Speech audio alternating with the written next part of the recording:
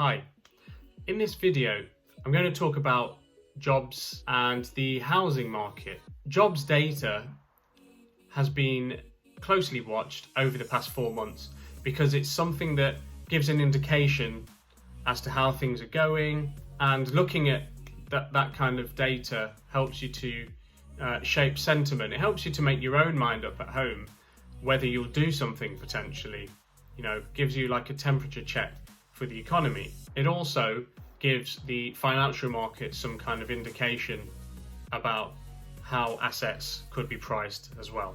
We usually look at the unemployment rate when it comes to jobs. So it tells us, out of those who are able to work in the economy, how many are unemployed or looking for a job.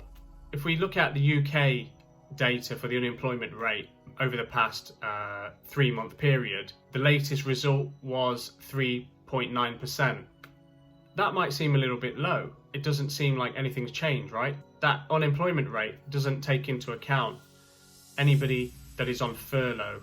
So, on one hand, they can't go to work and contribute to the economy in that way, but on the other hand, the unemployment figure doesn't quite capture that.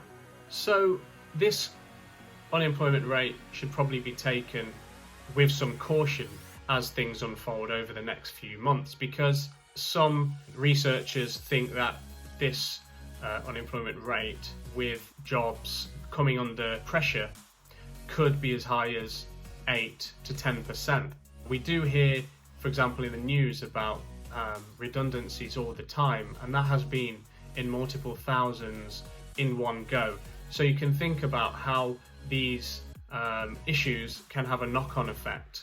The US unemployment figures over the past couple of capture periods, May and June, have come in around 11 and 13%. We also have to remember that GDP for these countries, i.e. how much they produce in goods and services, is down on the year.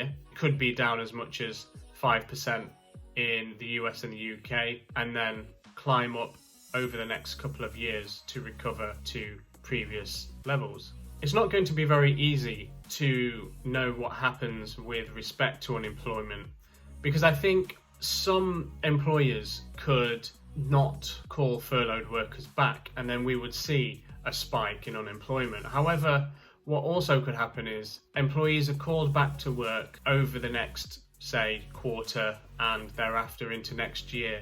And it's then when some of the effects that are felt also cause or contribute to job losses. So it could be the fact that we think everything's going okay and we know what's happening for a while, and then into 2021 we see further cutbacks on staff. If you saw my video on coronavirus impact on the economy, I did talk about housing. In that video I did talk about the rental market and how as an investment, landlords may start to think twice about having that second or third property, because of the fact that finding tenants who are able to pay their monthly commitments becomes harder. But actually I didn't mention the driver and the demand for actual residential properties that we all live in. When we do see less employment, it's natural that the demand for buying a residential property does fall in tandem. Residential mortgages are a big commitment, and so with uncertainty in the economy, there are people who are in work that may reconsider to buy, and there are people who have been laid off who wouldn't be able to get mortgages because they don't have a regular income. Mortgage applications, for example in the US, have reduced month on month, and also house builds have. In the UK, surveys such as the nationwide house price index have fallen a matter of 1.7%, for example, in June.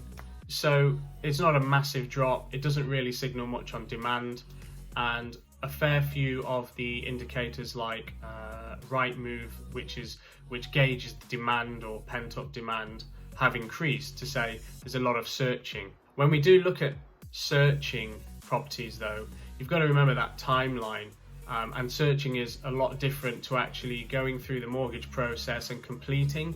A supporting aspect of the residential housing market in the UK is one of the announcements made by the Chancellor 2 weeks ago, in that the stamp duty to purchase a residential property up to the price of £500,000 has been zeroed out until the end of March 2021. So that means that if you were to buy a £500,000 house, you would save £2,500 on the bracket between £125,000 and £250,000, and then you would save £12,500 on the bracket between £250,000 and £500,000. So that means, as a buyer of a house that's £500,000, you don't have to pay £15,000 in stamp duty. That £15,000 is money that would otherwise have come from your own pocket, which you would pay on completion of your house purchase. There is a change in another scheme by the government though, and that's the Help to Buy scheme. So where you would be able to put down a 5% deposit on a new build house, and the government aid you with a 20% equity loan for a new build. Now that scheme in April will end to anybody that has an existing home and is looking to move. So it will still be available to first-time buyers, but anybody looking to move or upsize a house, unfortunately won't be able to take part in that because the scheme's ending for them. And so this is the time where house buyers do have the opportunity to benefit from government tax relief in the form of stamp duty. Also, anyone that's moving house can still take advantage of the 5% Help to Buy scheme. However, that can depend on your own circumstances, so speak to your financial advisor or a mortgage broker, or if it's a new build property, then you can speak to the developers and the sales agents there to guide you through those processes. Thanks for watching the update on the housing and jobs market during the coronavirus and the impacts it's had on them, and stay tuned for more. Don't forget to click like and subscribe. Watch some of my other videos here. Also, if you've got any comments or questions, please leave them in the section and I'll try and get back to you, or maybe add content in my next video.